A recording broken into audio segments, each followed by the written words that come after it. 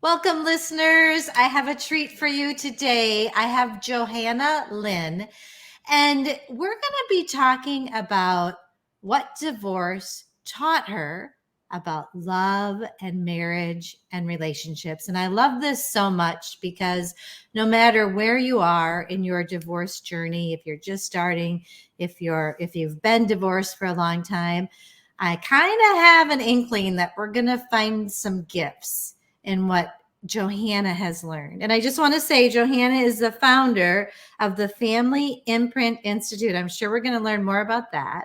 But we're going to start by just getting to know Johanna and what her story is, what led you to do what you do, and give us a little more information about what you do. So, welcome, Johanna. We are so grateful to have you here. Oh, thank you for the warm welcome. Like many professionals that find their way into work that's meaningful, we have our own heartbreak, our own sort of experience of why we do the work that we do. And I'm no different. I've always been interested in people and curious about patterns, but it wasn't until my own relationship sort of fell apart that I really studied beyond the books and beyond my psychology degree to really find out what do I do with how things came apart.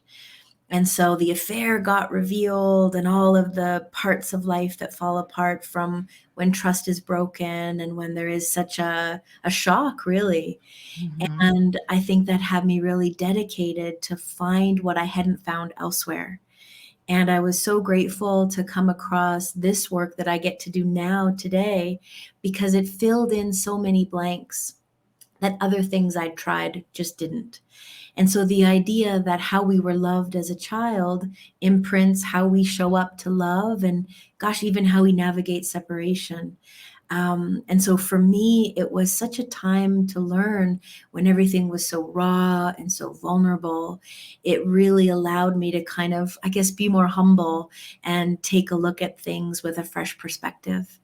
And so for me, it was, what was my part in the contribution of the breakdown of the relationship, even though he was the one that had the affair? Instead of getting lost in blame and resentment and anger, I mean, all those things were there in the beginning, but Mhm. to not live by that place going forward. Because I was in a place that hurt so much, I just didn't ever want to replicate it. And so I wanted to understand where that pattern of loving came from so that I could truly heal and move forward in a very new direction. So you sound so calm and like this just flowed. I'm guessing. Okay, so tell me, were you in the throes of a divorce or finding out about the affair when you found a new type of therapy? Is that kind of what you're talking about? So at the time, I was practicing massage therapy, and the Okay. studies I had done had been more of personal interest. It was my, university degree kind of thing, just of my own interest. And Yep. then sort of the rubber hit the road and things kind of came apart. And that natural curiosity led to well, I need to do this now, ready or not. I need to really look at my part and how this got to be where it was. And so, yeah, it wasn't all calm and put together. There was a lot of chaos, a lot of just deep, deep pain and grief and uncertainty and all of those emotions that come up before finding what felt like new ground. Right. Right.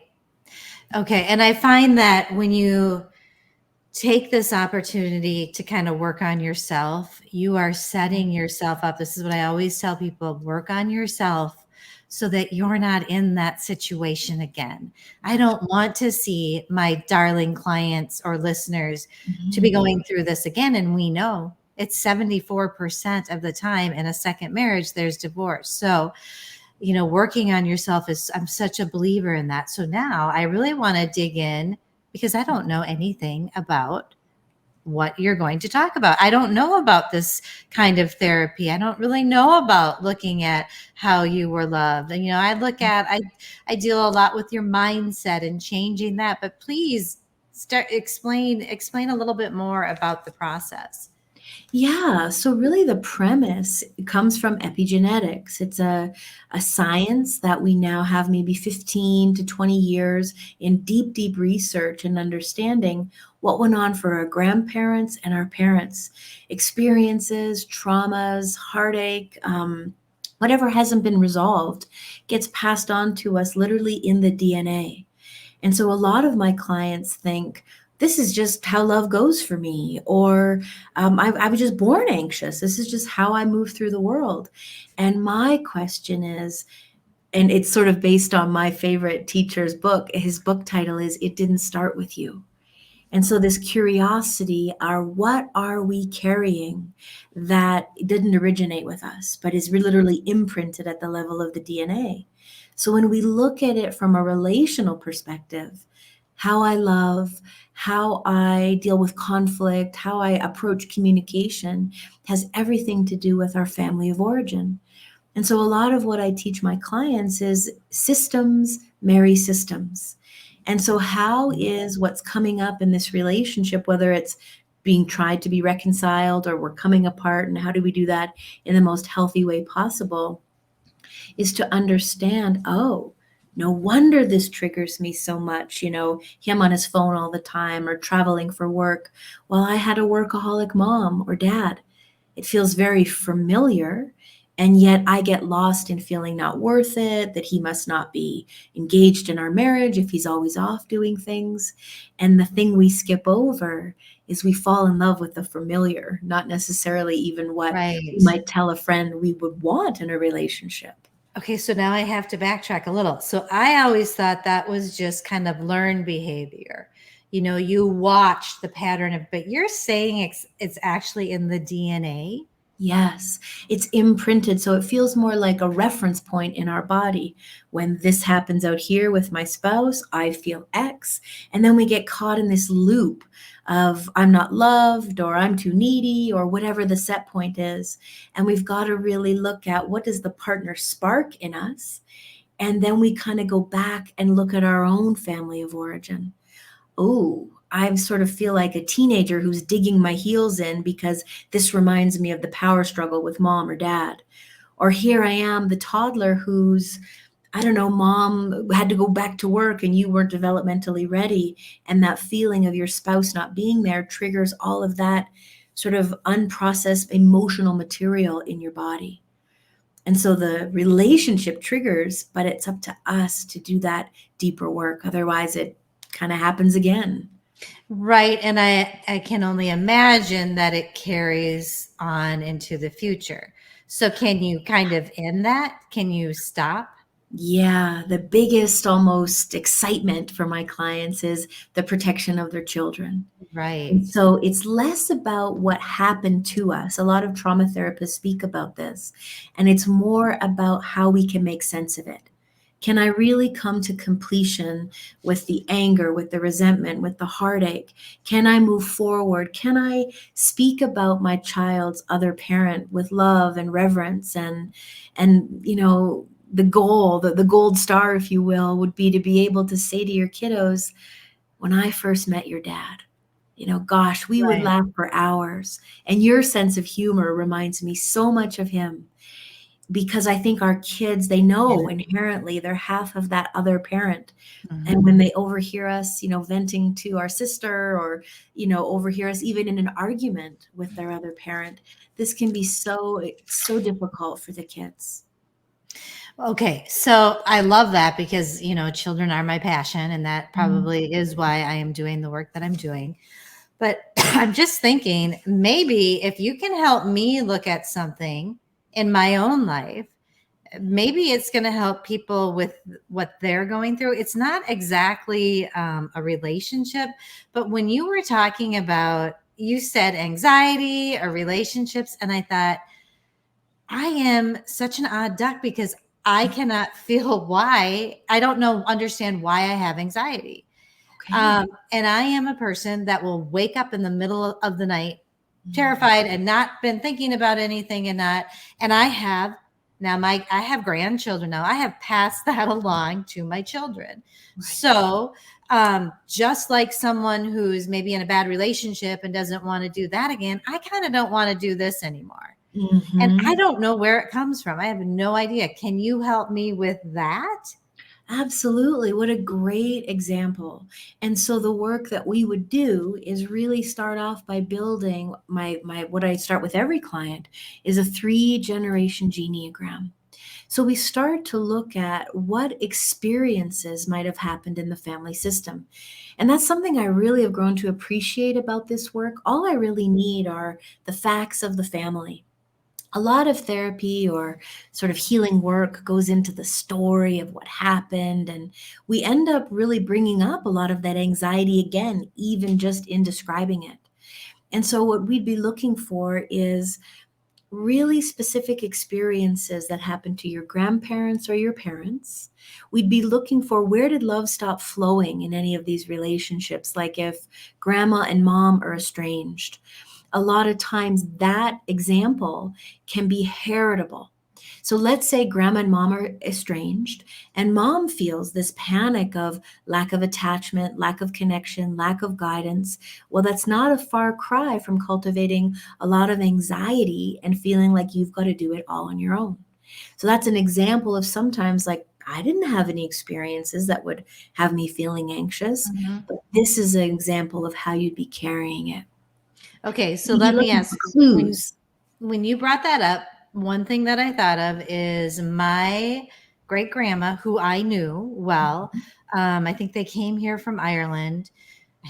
She probably had 9 kids, and her husband died Mhm. when my grandma, who was one of the oldest, was like 16. Now, Okay. I didn't know him. I didn't know her at the time. I Cool. knew my grandma, and I watched my grandma still to her. I mean, right before she passed away, could not talk about the death of her father without crying. Wow. So that's what came into my head. So is that kind of something you'd be looking for? Absolutely. So we're that element of unprocessed grief. You know how many of us, our grieving cycle is our own and Yes. it's personal, but typically we don't carry it lifelong. So we know that it's an incomplete or unprocessed Yes. emotion. And so any time we're one of many children, we're we have to also take into consideration the generational timing, what resources would have been available or not. And Hmm. so suddenly great grandma is a single mom, and then her daughter, your grandma, is very young. The loss of a parent can be huge in how it changes the whole flow of the family. She might have had to grow up before her time. And this feeling of that panicked anxiety, hypervigilance could have started in that spark. And then that's what's carried on through the line. So that's a perfect example of the kind of things we're looking for.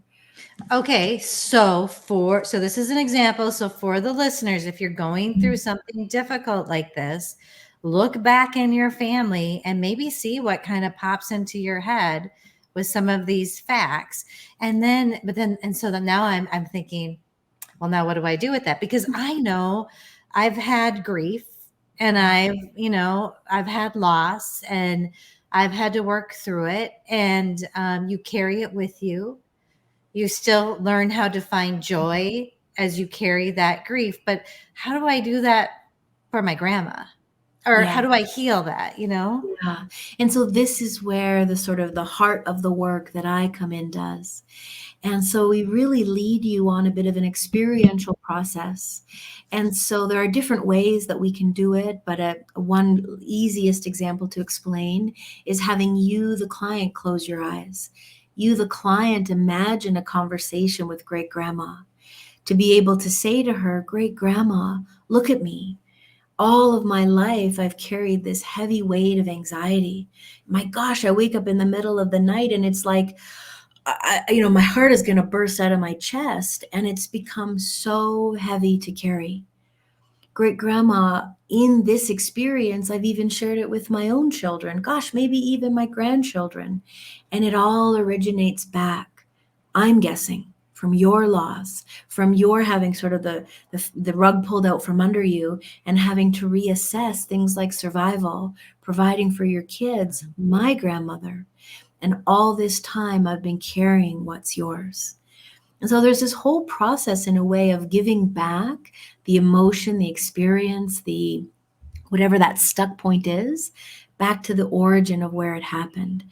And it may sound simple as I'm describing it, but the person that's experiencing it, it's like an unwinding of the pent up emotion that's been set in the body, sometimes for generations. Mhm. A lot of my clients, and I've certainly felt this way, of course, I've done this work myself, a lot of heat, a lot of tingling, a lot of it's almost like a reorganization from the inside. And what happens is you typically go back into your relationships or go back into your own conversation with yourself related to confidence or this example of anxiety with Mhm. a different relationship with it. Mhm. You're just feeling calmer, you're feeling more integrated. This is really at the heart of finding self regulation because it's not in competition for the anxiety. You can take up more space in that calm. I like that. Okay, finding self-regulation. I have to say too, as we're talking through this, I'm thinking through my great grandma and what Mhm. she went through and how my anxiety is often about health. The Ah, health of my children, the health of me, the health that, a lot of times it's about that. And I thought, ooh, isn't that, or about providing, you know? well, and if we look at those two primary themes, my gosh, that would have been everything running through your great grandma's Yeah. mind and heart. Yeah. Interesting. Interesting. Okay, so listeners, I want you to know I'm going to do this exercise and I'm going to, in the saddle up segment that I do after this, I'm going to talk about what I felt and if it's changed my reaction to anxiety. But you said something about it's the start to finding self regulation. Yeah. Tell me more about that. What does that mean? Yeah. Hmm. Self regulation comes from co regulation because everything we understand about ourselves, at least from the perspective of this work, is in the context of our whole life experience as well as our family experience. So, what I mean by co regulation, by the time we're about 5 or 6, we've really learned about ourselves through our primary caregiver, typically our mom. And so we learn how to self regulate through her co regulation. Yeah. So if we have a mom who's patient and kind and attuned to our needs, we become much more emotionally healthy as we grow into adulthood. Most people who find their way to work with me haven't had that as a beginning, which is why we need to work with self regulation, which is why it's so important, whomever you might be working with, listeners, that they're self regulated. A Yeah. lot of therapists get into this work to sort out their own stuff and they end up passing it along to their clients. Right. A lot of therapists are not taught to think systemically. And we've got to be able to build in that full context to know, how am I responding to this? And how is it helping the client? And so we've got to kind of come in to be really grounded in our own body and in our own experience. So let's use your example of, I get heightened about my health and the health of my children. We move through a global pandemic like we've been through the last 3 years. We can have a very hard time having discernment about Mhm. what's being said and what we're being told if we've got the lens of, I'm afraid of getting sick, I'm afraid of my kids getting sick. Mhm. So, this idea of how do I move through the choices in my life to be sure they're not impacted by what I'm carrying from the past. The more self-regulated we are, the more present in our body we are, the more we're able to make the best decision for us now with So that when you clarity. So when you say self-regulated, you mean to sit and become aware? Is that what you're talking about, or am I missing the boat? That's part of it. So Okay. self-regulated is how we feel on the inside. So that I could be in a terrible traffic situation and I'm not going to freak out and get all agitated. The Mhm. environment around me can do what it's going to do, and I'm able to stay with myself. So a Okay. self-regulated person could have a dinner with a very difficult mother-in-law and respond very differently to someone who has a really hard time staying regulated. So So that's how do you help yourself self-regulate? how do you help yourself self-regulate? You clear out your influences of the past. You start to understand, ooh, that's my great grandma's anxiety. And that's the lens I've been looking at my decisions and my relationships through. This is how my body has been responding. But gosh, maybe it's not even mine. And so Okay. self regulation has to do with, I guess, looking at what repair might be needed from our early life experience, where we might have felt disconnected from our parents, where we might fight for belonging with our family, where we lose ourselves in connections. Okay. So if I do this work and I look at this and then what? What would be the next step? And then we want to really bring this into practice. And so, as life happens for all of us, we go back into maybe that difficult family gathering, or Uncle so and so dies and we've got to go to a funeral, and there's that difficult cousin, or now I have to see my mom that I'd rather not. And so we start to hold that self-regulation. We'll go back to that example. We are different. So now we show up in these maybe what used to be charged situations with a much more full way of engaging. We trust ourselves more. We're not giving ourselves away for connection. We're not making nice with somebody that's very difficult to be in relationship with. Mhm. We're more boundaried. We're more grounded. We are more sort of who we want to be, instead of having the environment around us squeeze us into something we've learned in our family. Okay. So it's kind of practice. Keep It's practicing it. practice. Yeah. And you're going to have, I mean, just like everything, you're going to have all these opportunities. And I say that about triggers, triggers with a co-parent. Ooh, another opportunity to, Life gives see. us all kinds of them. Yep. Yep. So it's kind of in line with that. So interesting, Johanna. This has gone a totally different direction than I thought it was going to go. It's healing for me. And I'm not lying. When we are done with this podcast, I'm going to sit down and do a little work Yeah. and see how it makes me feel. And then think through, because I do some coaching, and on your mindset, and I kind of think through how these are kind of working together. I Yeah. don't usually look back at the past. I'm not a therapist. I try to help people move forward. But kind of Mhm. what you're saying is maybe you need to look at that in order to move forward. It's a little bit like unpacking your trunk before we're able to, fully Yep, go on that vacation. We've got to make space for the new stuff that we want to welcome in. And we don't yeah, recognize what our blind spots are. They're yeah. so a part of us. Yeah, my eyes are being opened. So I so appreciate you. You're going to make me a healthier person, a Yeah. better mediator. This information is so helpful. And we are like getting towards the end of this episode. So, as you know, as we get towards the end, I have my saddle up segment where I just ask my guests to give little insight or a key takeaway, something that the listeners could do right now just to have a better life or heal sooner, whatever. Do you have something for Absolutely. Oh, yeah. Just based on what we were talking about, your listeners could even build out their own family tree. And so instead of filling in the labels of, Uncle Phil and Aunt Susie over here, we more want to look at, where did love stop flowing? What happened between mom and her mom? What happened with grandpa? What do I know about him? And you'd be surprised how many people think, oh gosh, my dad never talked about his dad. I don't know. And so it opens up this opportunity to have a very different conversation if you're lucky enough to have your parents still alive. Or if you've me? got aunts and uncles, you can check in some of that family history. The more you know your family history, the more well equipped you can be with your own healing. So good. Johanna, thank you so much. Now, tell me, if my listeners want to find you, work with you, where we're going to have it in the show notes, but where can they find you? Yeah, they can visit my website at www.johannalynn.ca. There's lots of articles and even other podcasts if they want to dive into this topic a little further. I write weekly articles, or I should say newsletters, on LinkedIn.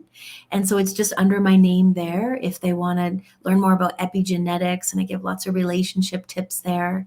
And they can find me under the Family Imprint Institute on Instagram. Wonderful. So if you're going through divorce and you really want to heal, dig deep so that you are setting yourself up for a better, use it as an opportunity for a better future. That's right. No need to carry that pain forward. Mm-mm. No, we want to suffer less. That's right. Yes. Johanna, it has been a pleasure. Thank you so much for joining us. Thank you.